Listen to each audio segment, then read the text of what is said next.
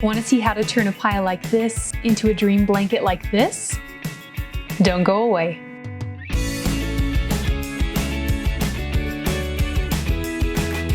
Hi there, I'm Anja from Teeny and Time, and in today's video we're going to be going over the pattern instructions for a really classic, gorgeous, double rib giant yarn blanket.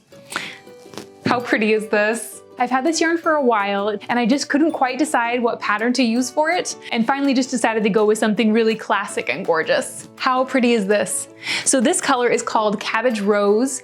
It's kind of a really soft, it's a really soft pink, but it's almost a neutral. Such a nice option if you want something that still kind of fits in that neutral family, but does have a touch of this like really soft, dreamy pink color to it. I just think these giant yarn blankets look so good in these really simple classic designs. And I just love it.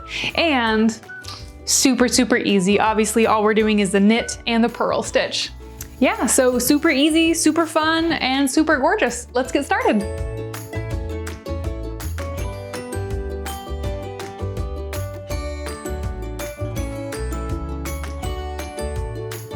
All right, to start, grab your yarn and measure out a tail about 8 to 9 feet long. To cast on our first stitch, we'll make a simple slip knot. Give your yarn one twist like this, then reach through that loop, grab the yarn like this, and gently pull it back through that loop. Now gently snug it down until it fits comfortably on your wrist like this. To cast on the next stitch, twist the tail yarn to make another loop. Reach through and grab the live yarn, the yarn going to your yarn ball, and gently pull it through and snug it down till it again comfortably fits on your wrist. Again, twist the tail yarn, reach through and grab the live yarn, pull it through, gently snug it down. One last time. Twist the tail yarn, reach through, grab the live yarn, pull it through, gently snug it down. And then you're going to continue this process until you've made 14 stitches total. Now I'm going to flip this around so I can start working from right to left. Our first stitch is going to be a knit stitch. So reach through the front like this and grab the live yarn. Pull it through and make a stitch that's about the size of your palm, or any size you want really, as long as it's consistent. Next is another knit stitch. So reach through the front, grab the live yarn, pull it back through, and again, make it about the size of your palm. Now we're gonna switch it up and make a purl stitch. So bring this yarn to the front of your work, and you're now going to reach through the back of the stitch and pull the yarn back through that way. See how it makes a bump across the front there? The next one will also be a purl stitch. Again, reach through the back of the stitch, grab the yarn, and pull it back through the stitch like this. And now you can really start to see the difference between the knit and the purl stitches here. The knit looks kind of like a heart, and then the purl has this bump across the front. Okay, so now we've done 2 knits and 2 purls, and we're just gonna continue that pattern. So for another knit stitch, we'll reach through the front, grab the yarn, and pull it through like that. And again, reach through the front, grab the yarn, pull it through like that. Now for our 2 purl stitches, move the yarn to the front of your work, reach through the back of the stitch, grab the yarn, and pull it back through like this. And again, reach through the back of the stitch, grab the yarn, pull it back through like this. And we'll just continue this pattern of knit 2 stitches, purl 2 stitches, all the way to the end of the row. Now we've finished our first row, and we're just going to continue this knit 2, purl 2 pattern. So we'll knit on top of the knit stitches and purl on top of the purls. So our first stitch for row 2 is also going to be a knit stitch. So reach through the front, grab the yarn, pull it through, and then another knit stitch, reach through the front there,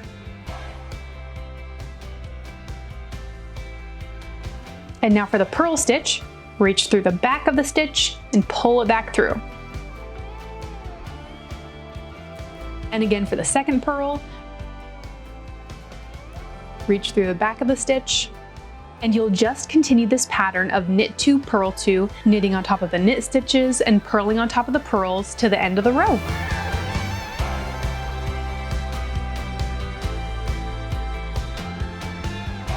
And now you can see our double rib pattern showing really nicely here. So we'll just continue working back and forth across the front of our work, keeping this knit 2, purl 2 pattern, knitting on the knit stitches, purling on the purl stitches, until you only have enough yarn for about a row and a half left.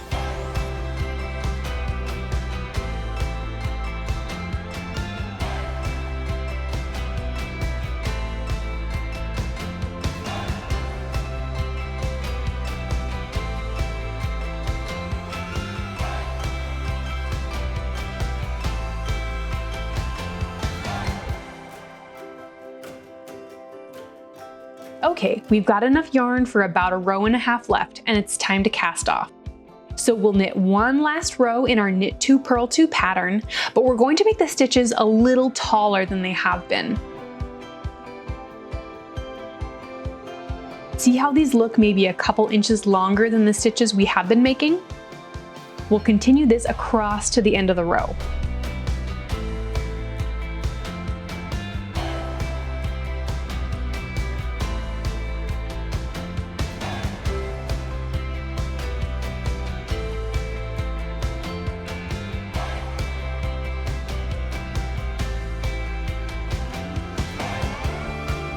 I love it when the amount of yarn works out just perfectly like this. Look how short that tail is. Okay, scoot back to the beginning of this row and let's cast off. Grab these first 2 stitches and pop this very last one over the one right next to it. Then pop this stitch over the stitch right next to it. And again. And just keep popping each stitch over the one directly next to it all the way across the row. And with this final stitch, pull the yarn tail through it and gently snug it down just until it looks secure and tidy. Now to make this yarn tail disappear, you can weave it in up here or down the side here. I'm gonna weave it in at the top like this. But if you want it to be extra secure, I'd recommend using a needle felting kit to felt this tail into place. But really, the natural fibers tend to hold it in place pretty well, just like this. And then do the same for the yarn tail at the beginning of your blanket. Beautiful, and you're done. How gorgeous is this? It's so squishy and soft. I love it.